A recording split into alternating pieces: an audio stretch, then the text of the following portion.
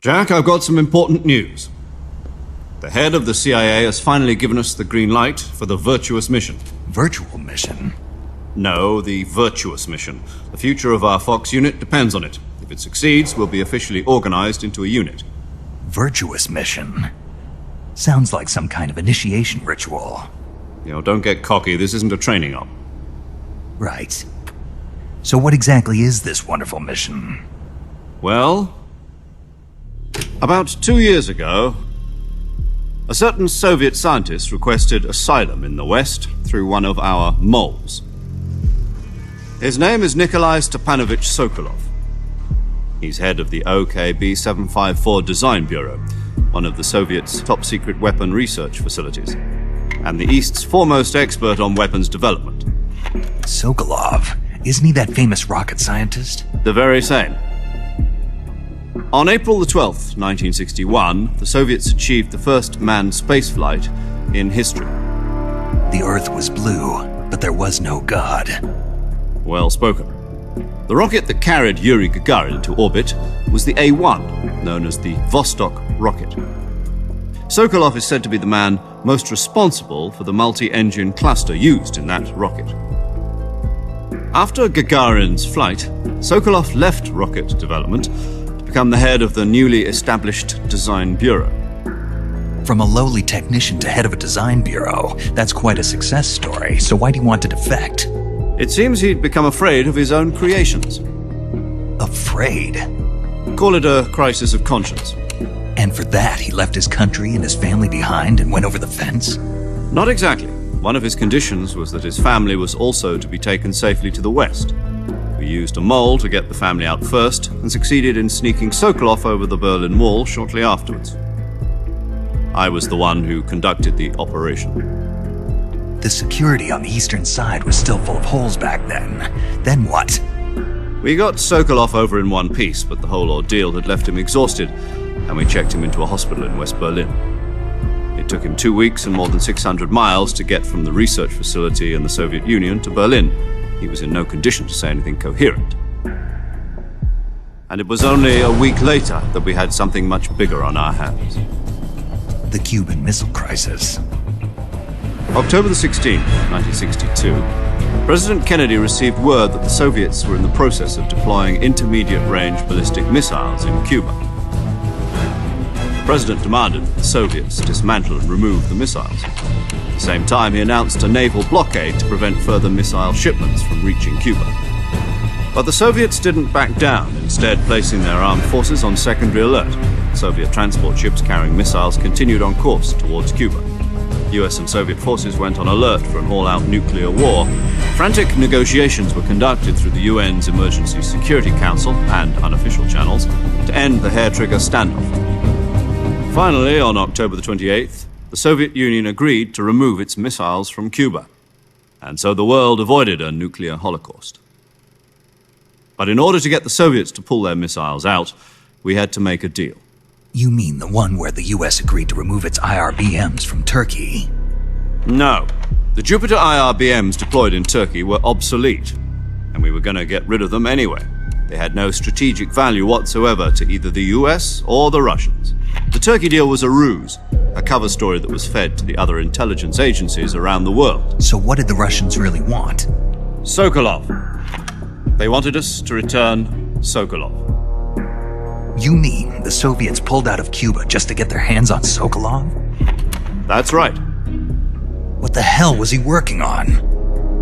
At the time, we had no idea. We were running out of time. It was either give up Sokolov or risk full-scale nuclear war. In the end, we had no choice. President Kennedy gave in to Khrushchev's demand. The next day, I got Sokolov out of the hospital, handing him over to agents on the eastern side.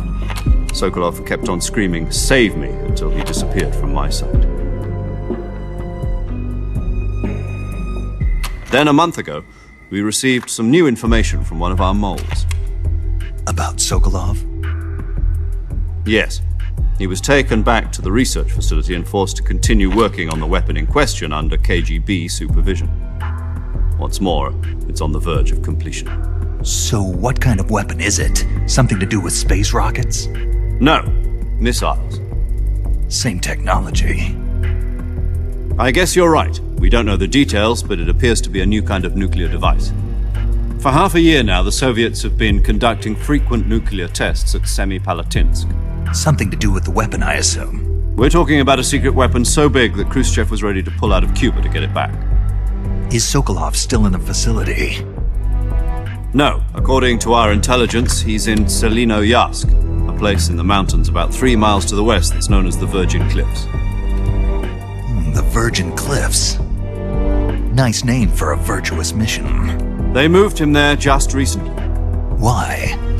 Apparently, they're conducting a field test of the weapon, but it's our best chance to get him back. This mission would never have been possible if he was still in the research facility. This is our last chance. Sokolov must have known that too when he contacted us.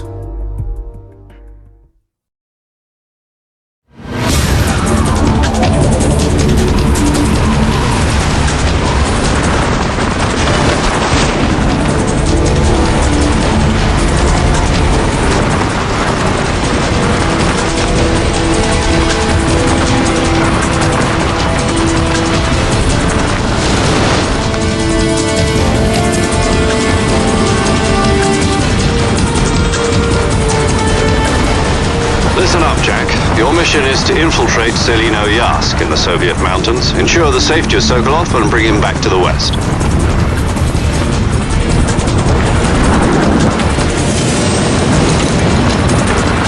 If we don't get Sokolov back before that weapon is complete, we'll be facing a major crisis.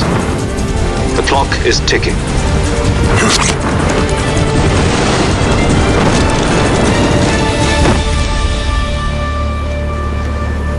Once we've confirmed the rescue of Sokolov, stand by at the recovery point. A recovery balloon will be dropped at that point. Helium will be pumped into the balloon to inflate it. The process takes about 20 minutes. Once it's complete, the gunship's arm will latch onto the balloon and pull it up. The Fulton surface-to-air recovery system. I'm familiar with the theory. Take it easy. It's been combat-proven.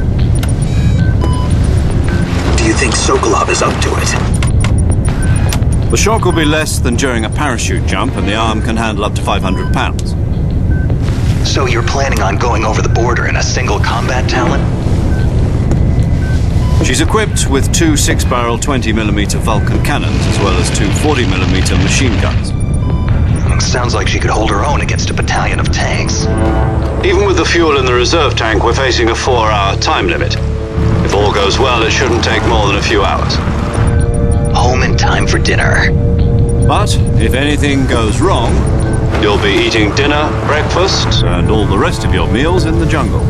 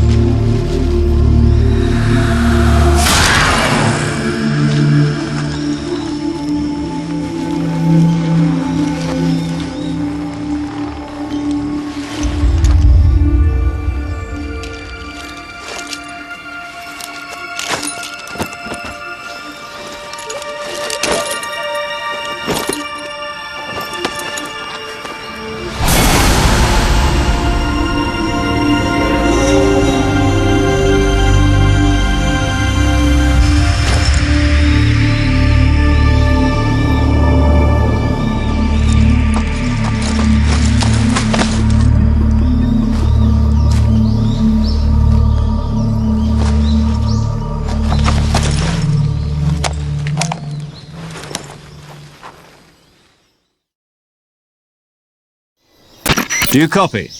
You're already in enemy territory, and somebody might be listening in. From here on out, we'll be using code names to refer to each other. Your code name for this mission will be Naked Snake. I'll be referring to you as Snake from now on. You're not to mention your real name. Snake? Oh, you don't like snakes? What do you mean? You've eaten one before, haven't you? In survival training. I'm glad to hear that. I don't know if I'd ever order one in a restaurant, but... Be careful, you might not have a choice. What about you, Major? What should I call you? Let's see. I'll be Tom. Call me Major Tom. This will be a sneaking mission. You must not be seen by the enemy. You must leave no trace of your presence. Is that clear? This kind of infiltration is the Fox unit's speciality. In other words, weapons and equipment are procured on site. That goes for food as well. You're completely naked, just as your name implies. Great. Now I see why you asked me if I like snakes. I suppose calling me Snake was your idea of a joke, too. No, there's a good reason for that. I'll tell you later when the time is right.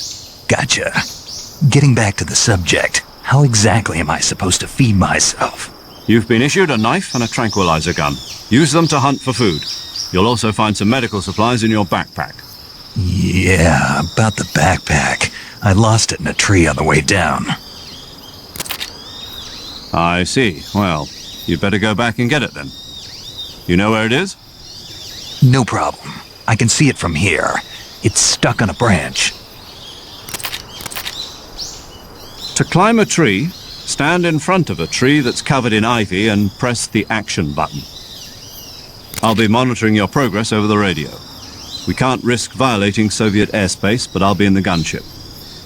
My frequency is 140.85. I'll give you a call if I need to talk to you. If you need to talk to me, use the send function. Okay, Snake, go get your backpack.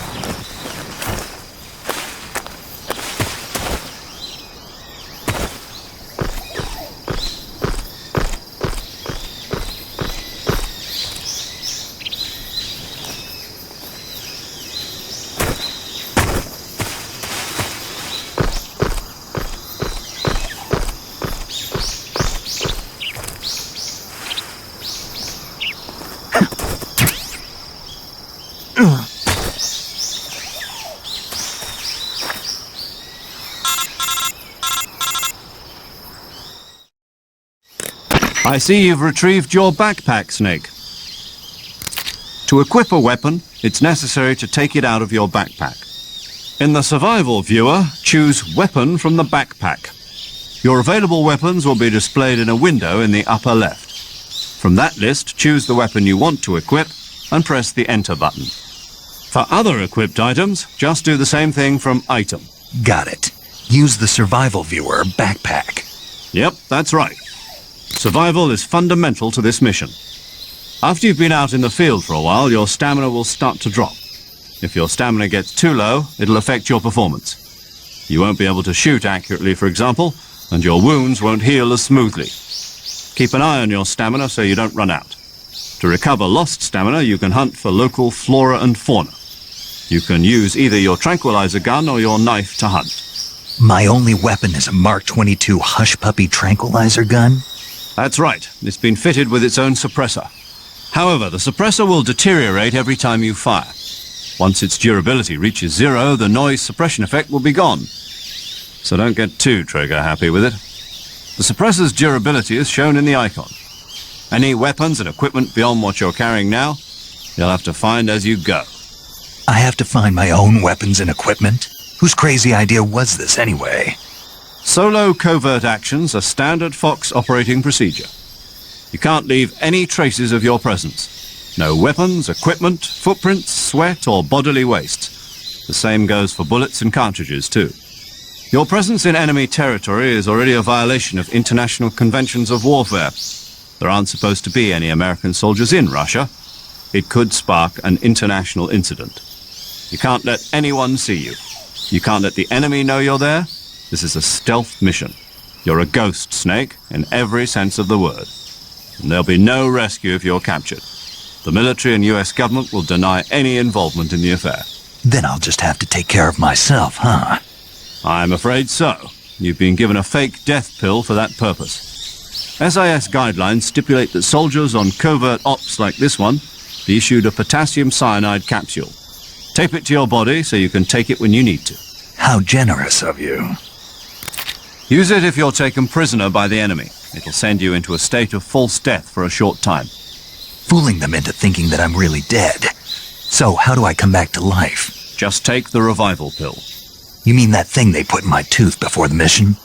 That's the one. But be careful. If you remain in a state of false death for too long, nothing will be able to bring you back. Remember that. I'll keep it in mind. You said this was a solo mission, right? Right. I guess that means I can't count on any reinforcements. Correct. The mission rests entirely in your hands. A real one-man army. Relax. There's a support team ready to back you up over the radio. Who? I'll introduce them to you. This time, survival is of utmost importance. The first member of the support team will be in charge of monitoring your physical condition, acting as a medic, so to speak, as well as recording your mission data. She's a member of Fox as well, and she's here on the gunship with me. She? Hello, Snake. I'm paramedic. Nice to meet you. Paramedic. As in a medic who comes in by parachute. Aren't you going to tell me your real name? Are you going to tell me yours, Mr. Snake? My name, huh? It's John Doe. And they call you Jack for short. You're a regular Captain Nemo. A name means nothing on the battlefield. After a week, no one has a name. What's your name? Jane Doe. Very funny. I wasn't joking, but I'll tell you my name only if you manage to make it back alive. My frequency is 145.73. She's also in charge of recording your mission data. Whenever you want to save, send a message over the reserved save frequency, 140.96. So saving lets me record my mission data. That's right. It also records the state of your health. Good to know. There's one more person I want to introduce you to, Snake. Huh? Speaking of snakes, you remember the boss, don't you? A legendary soldier and your mentor. Actually, it was the boss that got the DCI's authorization in the first place. She's going to be serving as Fox's mission advisor. The boss is? She also helped me plan this mission. She and I were at SAS together. Jack, is that you? How many years has it been? Boss? That's right. It's me.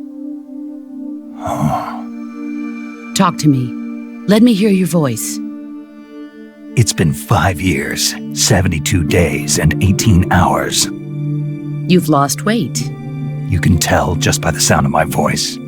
Of course I can. I know all about you. Really? Well, I don't know anything about you. What's that supposed to mean? Why'd you disappear on me all of a sudden? I was on a top-secret mission. You didn't need me anymore. But there were still so many things I wanted you to teach me. No, I taught you everything you needed to know about fighting techniques. I taught you all I could. The rest you needed to learn on your own. Techniques, sure. But what about how to think like a soldier? How to think like a soldier? I can't teach you that. A soldier needs to be strong in spirit, body, and technique. And the only thing you can learn from someone else is technique. In fact, technique doesn't even matter. What's most important is spirit. Spirit and body are like two sides of a single coin. They're the same thing. I can't teach you how to think. You'll just have to figure it out for yourself. Listen to me, Jack. Just because soldiers are on the same side right now doesn't mean they always will be. Having personal feelings about your comrades is one of the worst sins you can commit. Politics determine who you face on the battlefield. And politics are a living thing. They change along with the times. Yesterday's good might be tomorrow's evil. Is that why you abandoned me? No, it had nothing to do with you. I already told you, Jack. I was on a top-secret mission. A soldier has to follow whatever orders he's given. It's not his place to question why. But you're looking for a reason to fight. You're a natural-born fighter, but you're not quite a soldier. A soldier is a political tool, nothing more. That's doubly true if he's a career soldier. Right and wrong have no place in his mission. He has no enemies and no friends. Only the mission. You follow the orders you're given. That's what being a soldier is. I do whatever I have to get the job done. I don't think about politics. That's not the same thing. Sooner or later, your conscience is going to bother you. In the end, you have to choose whether you're going to live as a soldier or just another man with a gun. There's a saying in the Orient, loyalty to the end. Do you know what it means? Being patriotic. It means devoting yourself to your country. I follow the president and the top brass. I'm ready to die for them if necessary. The president and the top brass won't be there forever. Once their terms are up, others will take their place. I follow the will of the leader, no matter who's in charge. People aren't the ones who dictate the missions. Then who does? The times. People's values change over time, and so do the leaders of a country. So there's no such thing as an enemy in absolute terms. The enemies we fight are only enemies in relative terms, constantly changing with the times. As long as we have loyalty to the end, there's no point in believing in anything, even in those we love. And that's the way a soldier's supposed to think? The only thing we can believe in with absolute certainty is the mission, Jack. All right, but do me a favor. What is it? Call me Snake. Snake. Oh, right. Your code name is Snake.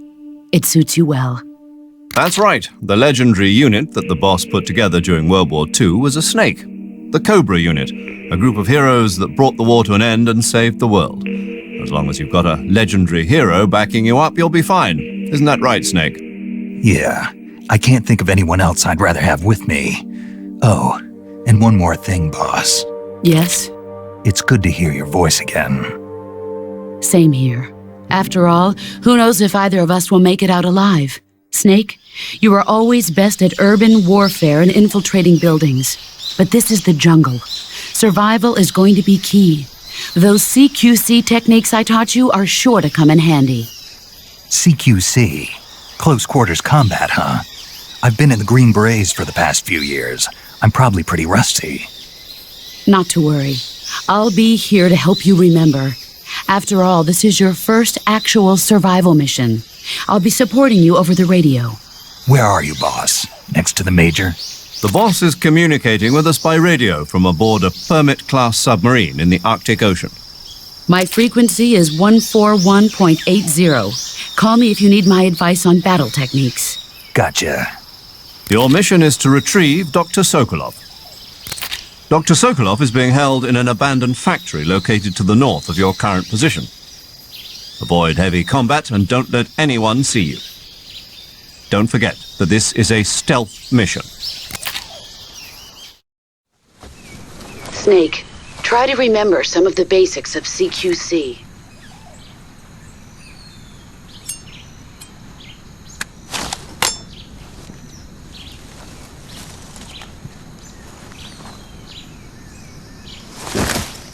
Commencing virtuous mission now.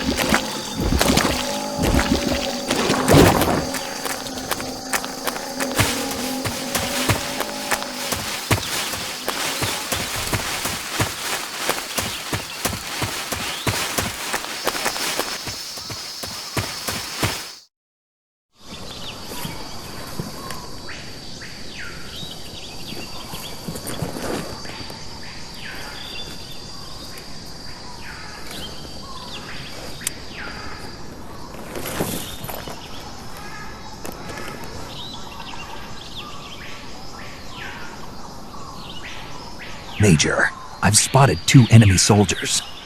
They're probably KGB troops sent to guard Sokolov. AK-47s and grenades. Snake, your presence in Soviet territory is already a violation of international law. You can't let the Kremlin find out that the CIA and the American government are involved. Contact with the enemy is strictly prohibited. Don't engage them in battle either. This is a stealth mission. Got that? The Major is right. The point of this mission is to sneak through the jungle without being seen. The success of the mission depends on how well you use your camouflage. Change your camouflage by selecting camouflage.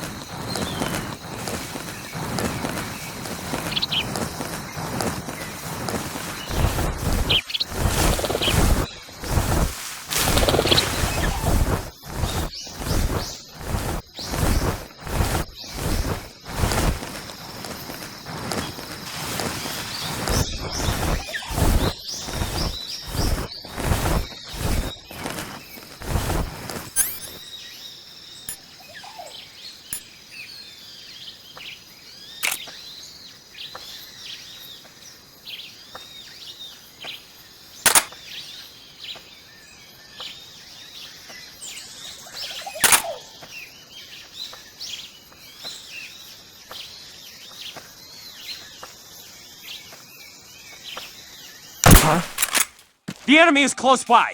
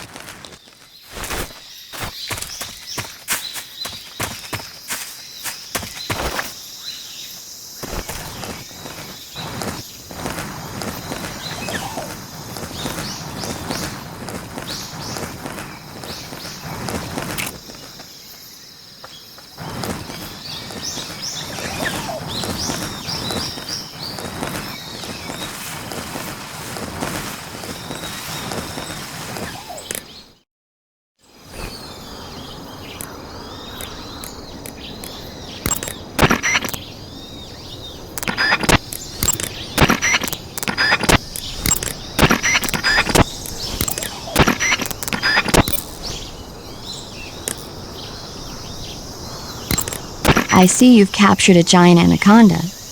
The giant anaconda is believed to be the largest snake in the world in terms of weight and diameter. It's not poisonous, but its large size makes it extremely powerful. They say it even eats crocodiles. Its only natural predator is man. And snake. And snake. Got it. So how does it taste? I knew you were going to ask me that. Glad I didn't disappoint you. So? Well, the guide says it tastes all right. Good. I'll have to try some. Ugh. The gauge below your life gauge is your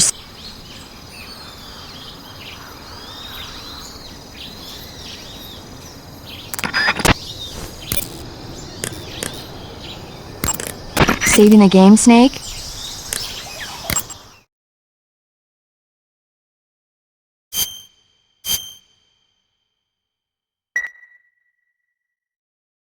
Hey Snake, you ever heard of Godzilla King of Monsters? No, what is it? It's a movie. You haven't seen it? Nope. It's about this monster called Godzilla, who grows to an enormous size in a nuclear test and goes on a rampage in Tokyo. Nuclear test, huh? Then the Marshall Islands must be crawling with giant monsters right about now. It's just make-believe. Maybe that's why my pants have been so tight lately. Snake, it's a movie, not a report out of Los Alamos. I know. So then what happened? Godzilla is immune to all weapons, and humanity has no way to stop the monster. Dr. Shirazawa develops a new type of weapon, but meanwhile, Godzilla is getting closer and closer to Tokyo, obliterating everything in its path. It was originally a Japanese movie, but they made an American version, too. I recommend seeing the original Japanese one if you ever get the chance. It's mostly mindless fun, but it's also got a serious anti-nuke message as well. Where can I see the original? You'll just have to go to Japan. Really? That's too bad. Well, if you wait 40 years, you might be able to see it in America, too. Why's that? 2004 will be Godzilla's 50th birthday. You think they're still going to be making Godzilla movies then? Of course! Everybody loves Godzilla. You sure know a lot about movies. I don't suppose you're the movie-watching type, are you? Not really. Okay, then I'll tell you everything I know. When the going gets tough, movies can save your life. It's always good to be able to look at things from a different perspective when you get in a jam. That's the magic of movies. No kidding. Well, I guess it might at least make a nice distraction. That's the spirit, Snake. Have a little fun.